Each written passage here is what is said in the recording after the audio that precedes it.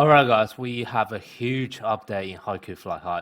A lot of you guys probably already heard this from other content creators before. I was waiting till this is actually live just so I know exactly what the impact is, and it is live now, okay? So I'm going to tell you guys all about it.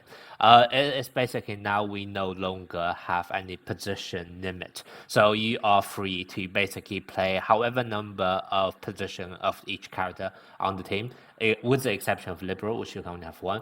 But essentially, what you can see here is that I can actually play with, for example, 3 mid blockers, and without any setters at all. Okay, this is going to have a huge impact on team building, but also for the Oikawa, which is going to come out very, very soon. So I just want to bring this out to you guys so you guys know in advance. I will talk about, in my opinion, what does this actually mean for Oikawa. But at the start, let me just talk about what changes this is actually going to do and what impact it's going to have. Okay, so basically, like I said, there's no limit to which position you have. So I can basically play whatever character I want, right? You can see here, if I just check, there's no that requirement saying that this one have to be mid blocker, this one have to be setter, etc. With the exception of liberal. So that's that. Now, how do you actually determine the speciality of team is now actually going to be different? Before, it was determined by the setter, right? So, for example, if I play Kageyama, it will be a quick spike. However, if I play a power spiker, this will be power spike. Now it's different. Now it's actually determined by how many characters you have with each of the label on the team. So now it's no longer the setter. For example, here, right now, you can see I have the power spike speciality. If I swap it to Kageyama, normally on global right now, this would have been quick spike. However, that is not the case because as you can see, we do not actually have 4 character of any speciality right now. So as a result, there's no speciality right now.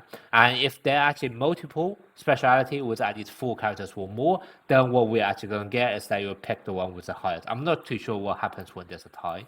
I'll probably need to translate this, but basically it will just pick the one with the highest number.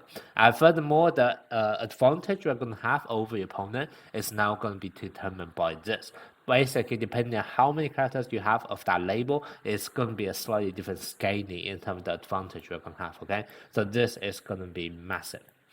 Now, what other changes are there? There is also going to be a change in terms of a pinch server. Because previously, we can only pick a pinch server, which is of the same position. So if I want a mid blocker, I can only pick another mid blocker as a pinch server. Now it's going to be different. I can literally pick whatever position as my pinch server because there's no position requirement anymore. So once again, this is going to have an impact. Now let's hop back onto global and talk about what implication this is going to have for us. Now, first of all, in terms of timelines, we are, I think, 1.5 years behind JP. So it will take a long time for us to be completely in sync. And a lot of time when people talk about catching up, etc., they are actually talking about releasing characters, right? Because we are basically releasing characters back to back in order to speed up and catch up to them. However, bear in mind, this feature, this is a game mechanic. This is not a character. So they are actually able to roll out this game mechanic before we are completely in sync with all of the characters available. So it may actually be a bit earlier than, for example, let's say we take a whole year to catch up and have all of the characters JP have. It might actually come slightly earlier than that. So just be wary of that. Obviously, no one knows the exact timeline, right? I'm not dev. No one knows when that's going to happen. But I'm just going to lay out for you guys that there is a risk. Well, not a risk, but there's a possibility that it could be coming a lot earlier before we even get off the SP characters, etc. A good example would be, for example, the cheerleader system, the memory system. We had it from day one on global launch. On JP and Taiwan server, those won't introduce till a couple months down into the game. So that's kind of why I am slightly wary in terms of timeline when this feature might actually be copied over and also implemented on global.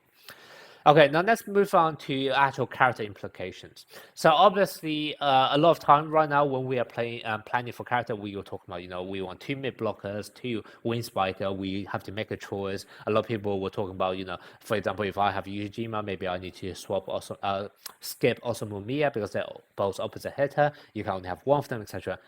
those no longer apply now. Obviously, once again, we don't exactly know when this feature will be implemented on global. However, you do have to bear in mind you can actually now have no limit in terms of which character you want to plan for.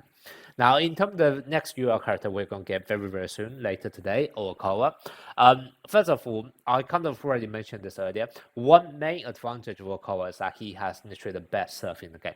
And I just showed you, you don't actually have that position requirement in terms of pinch server anymore. So even if you don't care about getting Oikawa as your setter, getting him as the best pinch server in the game is still going to be massive. Now, in terms of the actual best pinch server, I might even do like a video in the future because now it's actually a bit more content for me to actually compare between different serves. However, I can tell you, at 6 dupe or cover, hands down the best serve in the game because he can actually spam his ultimate. If we are only going to talk about 0 dupe or cover, then another good contender for pinch server is actually going to be Asumu Miya. And the reason why Asumu Miya is going to be potentially a good pinch server as well is that for his ultimate attack, he actually have 2 versions of ultimate attack, which basically means that even when he's at 0 dupe, he can actually use his ultimate twice in a row. That's just the way his ult works, okay? Obviously, you have to score in order for you to serve again, but assuming you have done that, you can literally use his ult twice in a row, even at 0 dupe. Whereas Oikawa, if Oikawa is only at 0 dupe, you can only do that once. Now, in terms of the actual strength of the ultimate skill, this one is still going to be stronger than what Asumu Miya is able to do, purely because he is able to increase his own awareness and also his own strength when he's doing that. All right, and he also obviously have built-in passive crit rate increase as well for the whole team. So whenever he scores, it's still going to be the most powerful surfing ultimate out there. It's just that without any dupes, he can only do this once, whereas Asumu Miya can do it twice. So bear that in mind on deciding whether you want to actually summon full Oikawa just for the sake of pinch server. Obviously, if your long-term plan is to get him to 6 dupe, then Oikawa, yeah, go all out for him, okay? He's going to be one of the best choices out there. Now, this feature with this update is also going to impact Oikawa in another way, which is the fact that when we now actually determine the team specialty, is now no longer determined by the setup, which basically means now Oikawa is no longer in direct competition with other power setters in the game. So, for example, I created a video a couple of days ago comparing all of the power setters. That is kind of very out of context now because now you don't really have to choose between Akashi and Oikawa. You can literally get both of them if you want, and literally also play both of them on the same team if you really want. Now, would you want to do that or not? That's going to be a different question. But first of all, I just want to flag this to you guys that you no longer now actually have to only choose one setter of each specialty because specialty is not determined by the setter anymore. Now, the other thing, which I think is probably more positive for Oikawa, is the fact that if you actually take a look at some of his skills, what you realize is that he gives massive amount of passive ability without even being the setter. So for some of the other characters, for example, you only are able to buff a character because of their setting ability. So for example, I'll have to set to them in order for my next spiker in order to get buff. For example, that's how Akashi works in this game. However, if you actually take a look at Oikawa, you don't realize it's actually a bit different because for example, if you take a look at his skill 3, which is the passive ability, you just flat increase awareness without needing to do anything. Oikawa is on the team, you're able to increase awareness. Next, second half ability, when one of your players perform a power attack skill, consume 6 stat to make it guaranteed. Once again, you don't even need to set it to him, and you are already able to activate that effect. And same thing with skill 1. Yes, this have to be set. However, once again, if you actually take a look at condition, even though this is a setting ability, in order for you to trigger the condition for this ability or for this effect, you don't have to actually set. Right? It's just as if a teammate on the court performs a play and the result is critical play, you get 1 attack tempo. You don't actually have to set Oikawa and then for that teammate to actually perform a critical hit.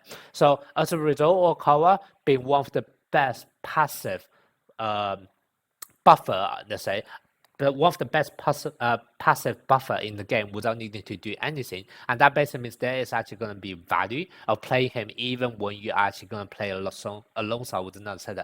Because, for example, you can have Akashi to do the set, and then what's going to end up happening is that you don't have Oikawa. You have all of the buff from Akashi setting to your spiker, but at the same time, you get all of the passive buff from Oikawa at the same time. Because even though he's not setting, he's still giving all of those buffs to your whole team. So as a result, the value of Oikawa is going to increase even further because now he is just one of the best passive support unit in the game.